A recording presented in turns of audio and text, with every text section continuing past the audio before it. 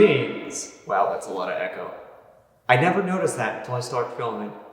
Anyway, I'm Emmett, this is my new workshop, and this is a D20. If everything goes according to plan, I will have already put out a couple of videos talking about all of the weapons I made for my D&D adventuring party. But as confusing as it may be, I'm actually making all of these roughly at once because that's just the fastest way of doing things, and I'm not very coordinated as far as taking things one step at a time. All of that is to say, this is actually my first time working in my new workshop. Well, working on a project like this, I mean. Obviously, I've been working on the workshop for like a year and a half. I mean, even just today, I've been doing trim and building this utility booth. But today, I'm gonna start working on a giant D20, because that, ladies and gentlemen, is the Dungeon Master's weapon.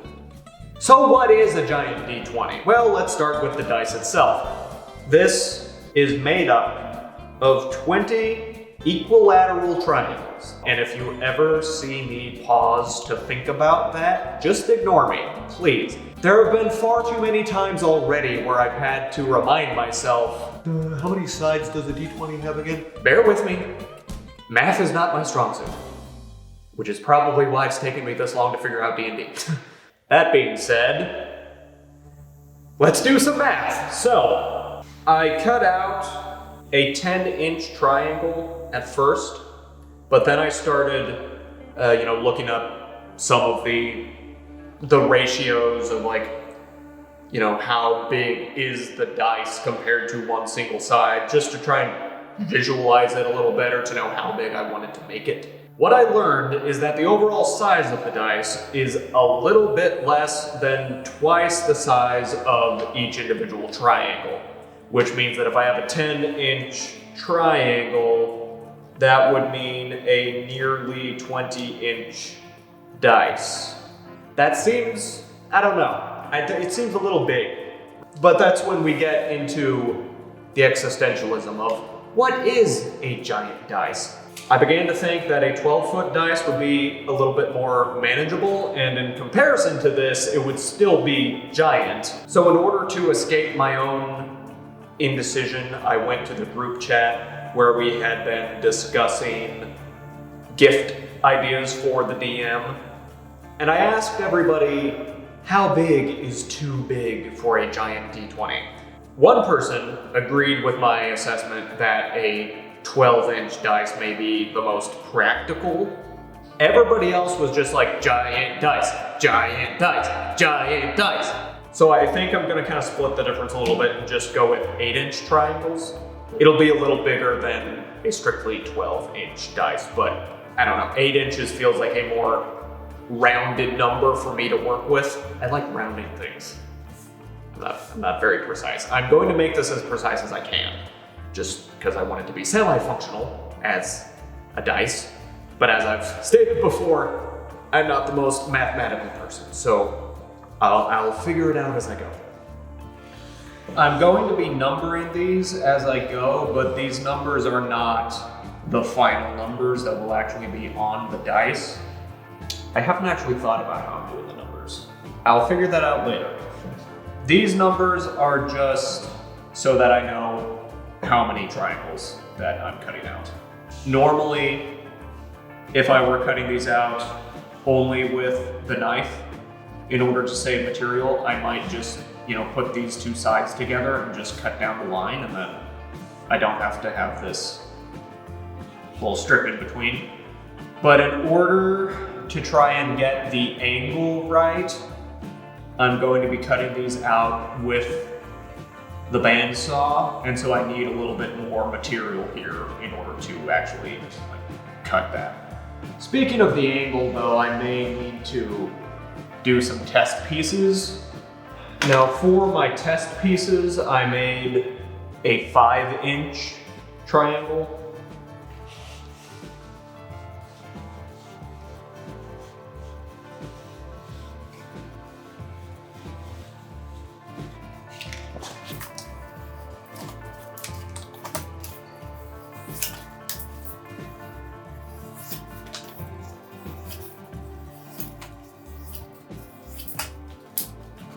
Okay, so I had screenshotted an article that like laid out all the math of like the angles of like.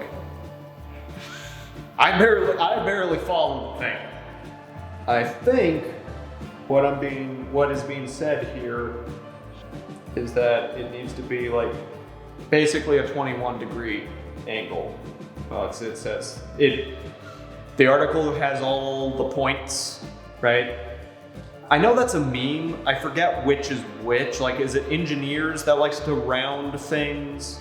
I know I've seen memes about that. Of like mathematicians give all the points, and then like if it's 20.95, like I'd call that 21. Me personally, just because I'm not gonna get it that precise when I do this. Whee.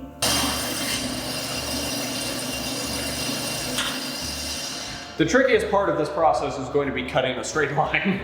But if I'm understanding correctly, that's the angle we're going for?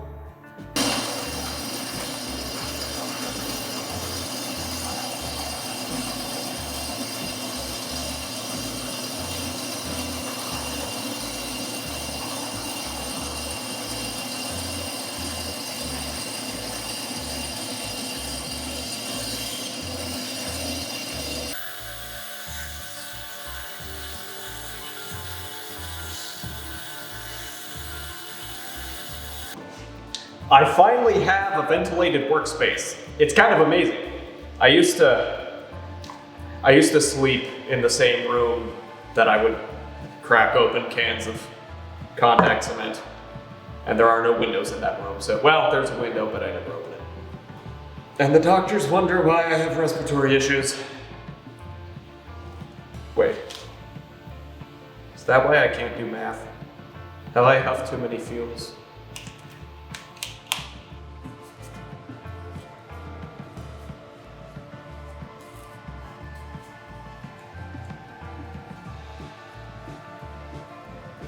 Okay, so the contact cement takes a few minutes to dry before you stick it together. I'm kind of wishing I had brought a chair up here. I didn't think about that. Ever since I got the couch in on the house side, I took the camp chairs out of the shop side. I mean, there is a bucket if I get desperate, but for now I'll stand.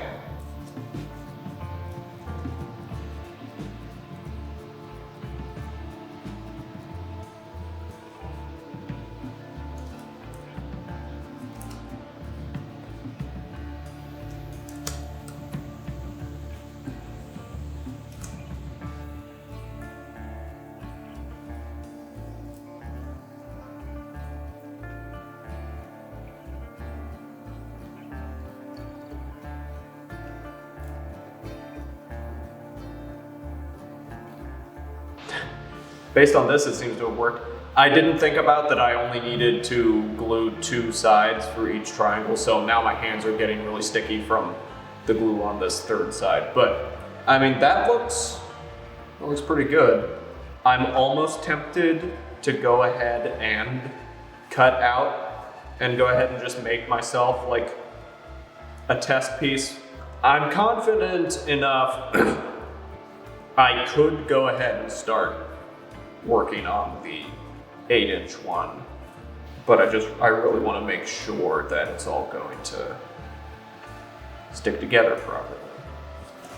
Okay, so that is my 5-inch dice. That worked out really well. Now I just need to see how it rolls. It landed on 18.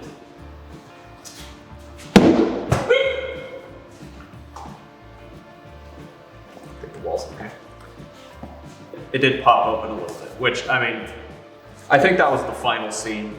There's like one particular final seam where I put the 2 halves together, and then I think the glue was maybe a little too dry, and so it didn't quite stick right.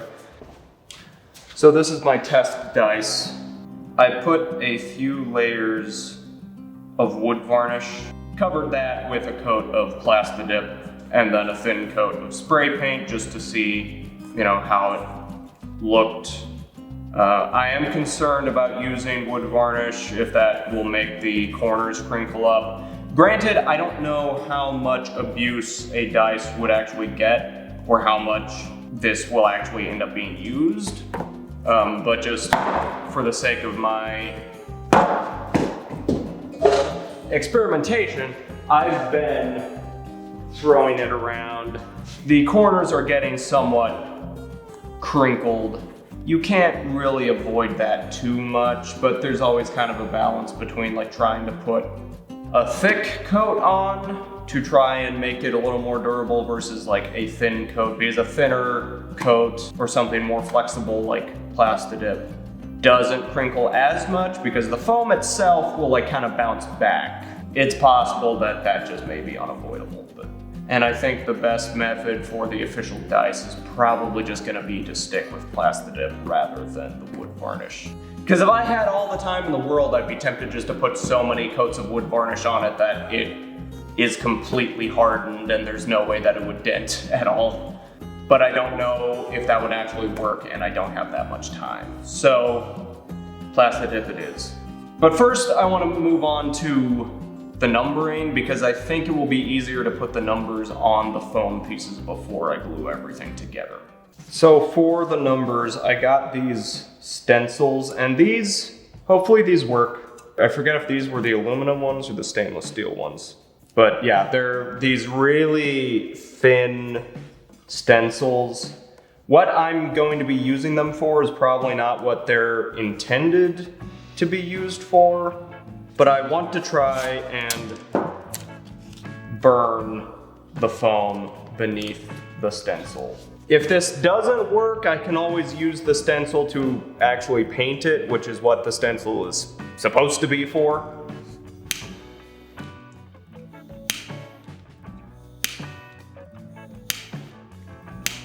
And I did do a previous test with the heat gun, but the heat gun tried to, well, for one thing, it was impossible to hold on to it because the heat was going everywhere and burning my fingers. That's why I switched to the lighter. And the lighter seemed to be a lot more precise. That burned a nice little texture into that.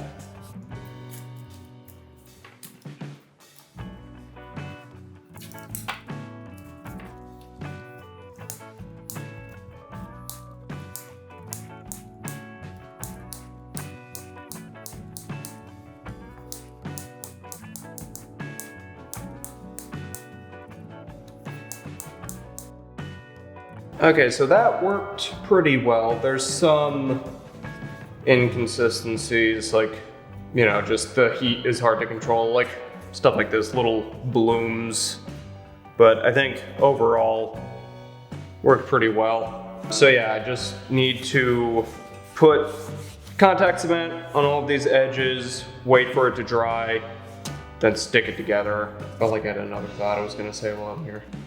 I was just gonna say that there is a very specific way that the numbers get put together. So I'm gonna have my little D20 here for reference whenever I do that to try and stick the right sides together.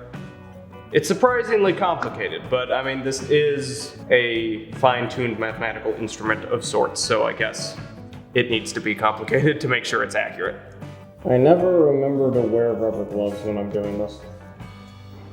The 2 is very similar to the 3. I thought this was a 2, but it's the 3.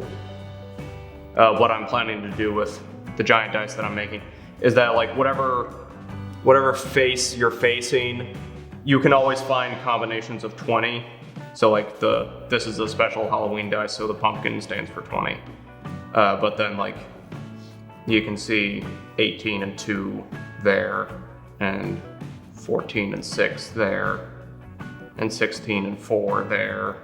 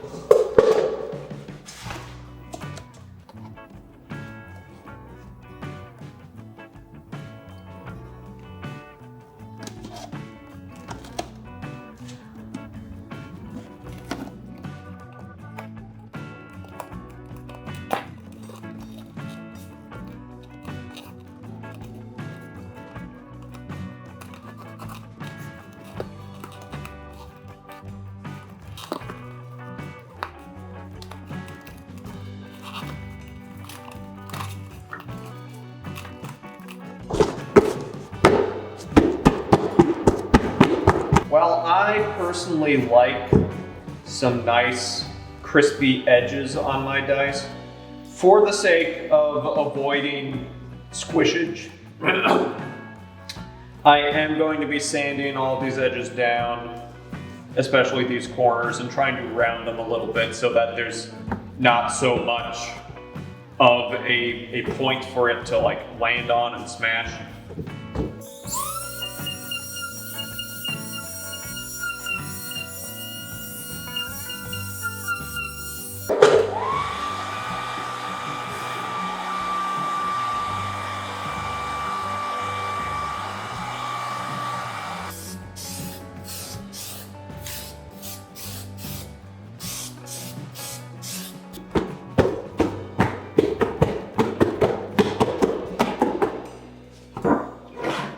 So, paint.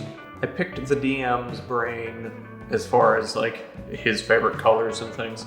Now I've been trying to decide what to do with that information.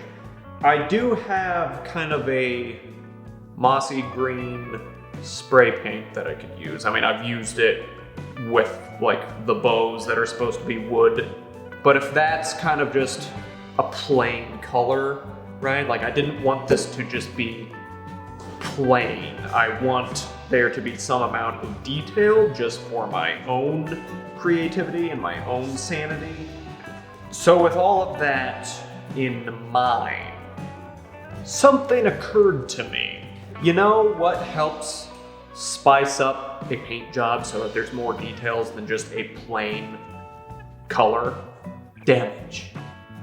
I don't think I considered giving it damage at first because I didn't want to like mess with its ability to roll. I didn't want to throw it off in any way.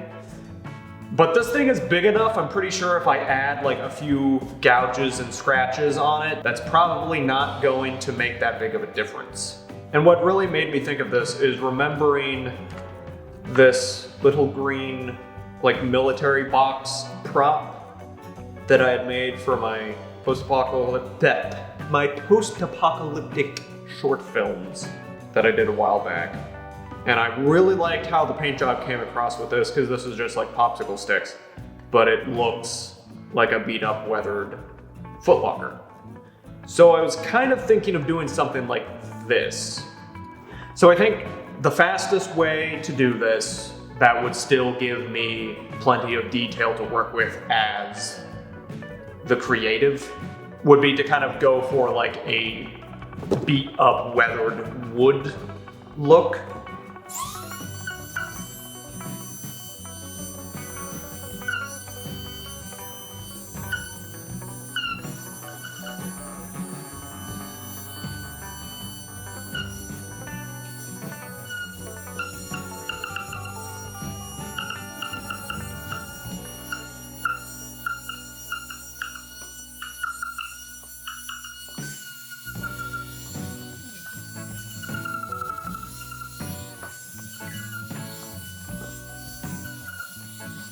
I may have gone a little overkill. Also, I'm realizing now that I probably could have gone ahead and painted it green before I did all of this, because then all of these scratches would actually be like poking through the green already.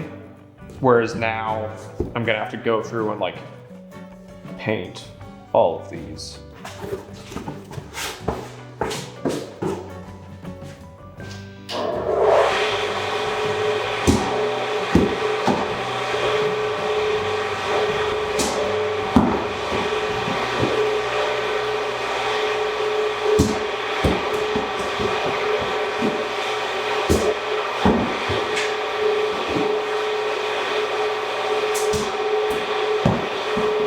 It did wrinkle up a bit there after doing my experiment, but that's kind of why I'm doing this, because if the paint job is going to wrinkle like that afterwards, I want to try and beat it up and wrinkle it now so that it looks like it's intentional. I want this thing to look ancient because I'm hoping ancient will look magical.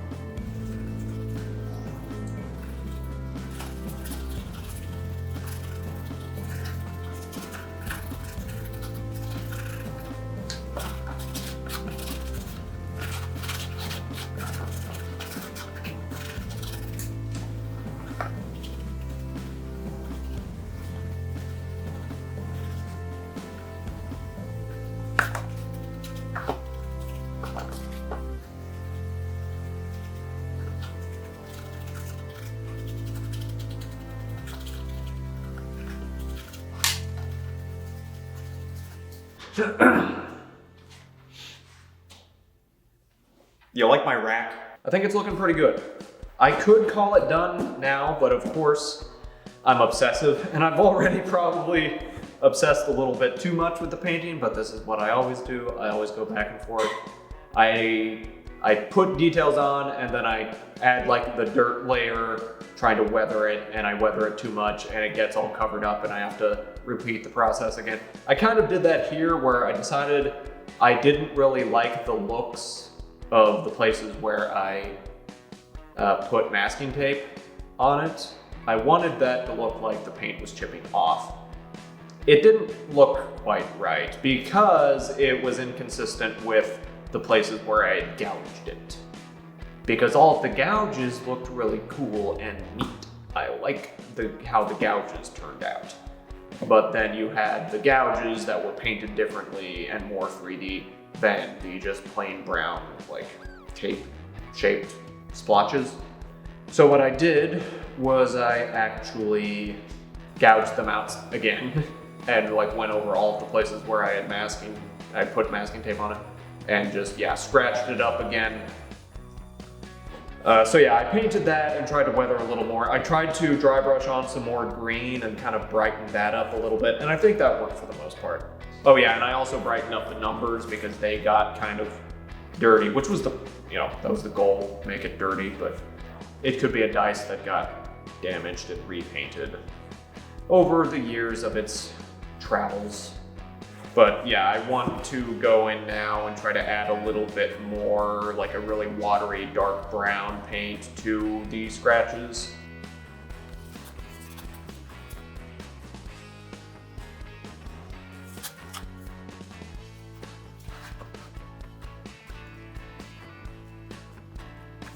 I left the 20 a little bit clean.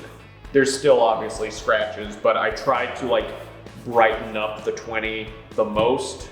And so part of me was tempted to do something to the 1.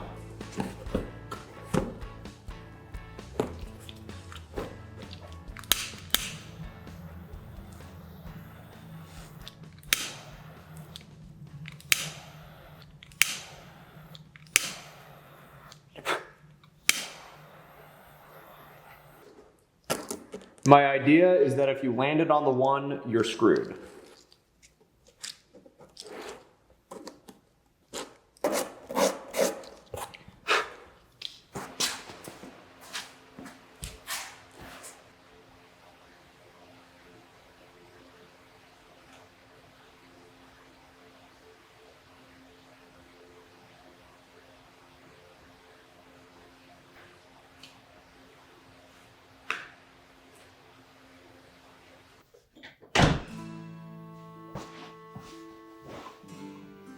Alrighty.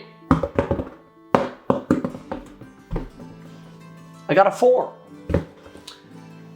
That is the Dungeon Master's dice. I'm very happy with this. I did decide to burn the 1, as you can see, and then I also sprinkled some blood on the 2. In retrospect, I could have, like, gradiated? I could have made each number progressively more damaged, but I didn't think of that. Either way, I think it's pretty cool, and so far as I've rolled it around, I don't think it has taken too much like unintentional damage. I definitely think that making it as beat up as it is did its job, and it will now appear more durable than what it might have been if I was trying to keep it perfect.